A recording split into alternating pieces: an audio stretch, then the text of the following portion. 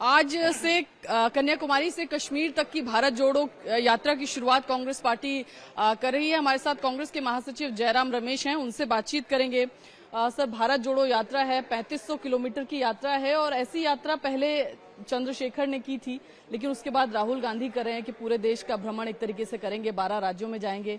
आपको लगता है ये भारत जोड़ने की बहुत ज्यादा जरूरत है अभी और इसलिए यात्रा? बिल्कुल जरूरत है, वक्त की मांग है भारत जोड़ने की, क्योंकि आर्थिक विषमताएं बढ़ रही हैं मोदी सरकार के नीतियों के कारण, सामाजिक ध्रुवीकरण बढ़ रहा है आरएसएस बीजेपी की विचारधारा के कारण, और राजनीतिक केंद्रीकरण हो रहा है। विकेंद्रीकरण होने की जरूरत है, पर केंद्रीकरण हो रहा है प्रधानमंत्री के व्यक्तित्व के कारण।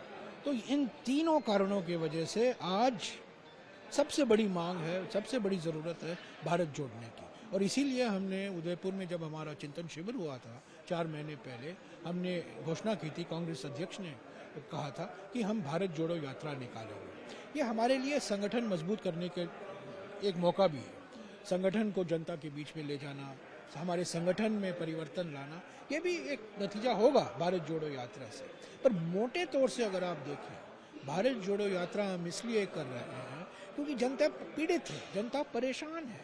ये विभाजनकारी विचारधारा, विभाजनकारी नीतियां, और जो नीयत भी इनकी यही है कि समाज को तोड़ना, और जो महंगाई, बेरोजगारी, जीएसटी, जिस तरीके से हम दो हमारे दो, हमारे उद्योग में देखा जाए, हम देख रहे हैं कुछ 2-3 पूंजीपतियों को फायदा मिल रहा है हमारे आर्थिक नीतियों के कारण। तो इन सब को मद्देनजर रखते हुए हमने भारत जोड़ो यात्रा की कल्पना की। आप विभाजनकारी नीतियों की बात कर रहे हैं तो हेमंत बिश्व शर्मा कह रहे हैं कि कांग्रेस पार्टी ने विभाजन किया देश का सन 1947 में, तो अगर जोड़ने की जरूरत है तो राहुल गांधी पाकिस्तान से भारत। हेमंत बिश्व शर्मा कौन है कौन, कहाँ से आए हैं? अभी तो माइग्रेंट लेबर हैं वो बीजेपी में, और उनको रोज बयान देना पड़ता है अपनी वफादारी की सबूत देने को आरएसएस और बीजेपी के लिए।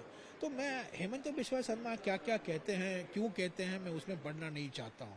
पर हम भारत में रह रहे हैं और हमें हमारी राष्ट्रवाद की सर्टिफिकेट हेमंत बिश्व शर्मा से नहीं मिलनी है। हम जानते हैं उनके बैकग्राउंड कहाँ है, किन संगठनों के साथ वो जुड़े हुए थे, वो हम भी जानते हैं। मैं उसका खुलासा नहीं करना चाहता हूँ क्योंकि सब लोग जानते हैं। सर, क्योंकि कन्याकुमारी से कश्मीर तक की यात्रा है और कश्मीर का जो सबसे बड़ा चेहरा कांग्रेस पार्टी का था गुलाम नबी आजाद, वो छोड़ के गए थोड़े दिन पहले, रैली भी की। आपको लगता है इसका नुकसान होगा जिस तरीके से नेता जम्मू कश्मीर के सबसे बड़ा नेता कांग्रेस पार्टी का उन्हें सेल्फ सर्टिफिकेट किसने उनको नेता बनाया? इंदिरा गांधी ने, राजीव गांधी ने, सोनिया गांधी ने, राहुल गांधी ने, कांग्रेस पार्टी ने, और ये नतीजा ये निकला। तो आजाद साहब गए हैं, उनको नुकसान आपको नहीं लगता कश्मीर में नुकसान नहीं होने वाला है। वो गए हैं, ठीक है, जाने दीजिए। सरकारी मकान मिला है उनको, हम जानते हैं उनको, वो तो बीजेपी के बी टीम है। पर हमारा संगठन, हमारे कार्यकर्ता एकजुट हैं। भारत जोड़ो या महंगाई की रैली हुई, बड़ी सफल रैली थी 4 सितंबर को, और आज 7 सितंबर को भारत जोड़ो यात्रा की शुरुआत हो रही है। एकजुट होकर हम भारत जोड़ो यात्रा को सफल बनाएंगे, और आजाद साहब का जाना हमारे ऊपर कोई असर नहीं होगा। वो जो कुछ भी करें, अभी तो साफ हो गया है कि वो बीजेपी के कहने पर ये इन्होंने सब कुछ किया। संगठन की क्योंकि आप लगातार बात कर रहे हैं, कांग्रेस पार्टी उम्मीद भी करिए कि संगठन और स्ट्रेंथन होगा, लेकिन संगठन के चुनाव भी क्योंकि साइमल्टेनियसली चलेंगे, तो क्या राहुल गांधी जिम्मेदारी उठाएंगे बतौर अध्यक्ष? वो 30 सितंबर तक आपको साफ हो जाएगा कि नामांकन पत्र भरे हैं कि नहीं, तो थोड़ा इंतजार कीजिए। ये कहा जा रहा था कि नॉन गांधी, गैर गांधी बनेगा, राहुल गांधी खुद इस विचार को। हाइपोथेटिकल क्वेश्चन है, मैं उसका हाइपोथेटिकल आंसर नहीं देना चाहता। तो चुनाव प्रक्रिया चलेगी।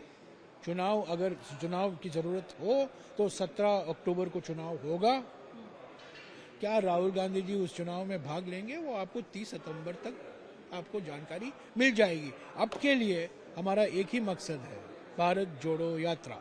अंतिम सवाल, क्योंकि एक राजनीतिक दल हैं आप और भारत की सबसे पुरानी राजनीतिक पार्टी हैं, तो जाहिर तौर पर चुनावी लड़ना और चुनाव में जीतना जो है किसी भी राजनीतिक दल की मंशा होती है। बिल्कुल। पहले भी यात्राएं इसी लिहाज से की गई, तो आपको लगता है कि 2024 में आपका इलेक्टोरल परफॉर्मेंस बेहतर होगा इस भारत जोड़ो यात्रा के जरूर बाद? बेहतर होगा, जरूर बेहतर होगा। और भारत जोड़ो यात्रा से हमारे संगठन में एक नई ऊर्जा आएगी, आई है, एक नई उत्साह आएगी, आई है, और नई उमंग है।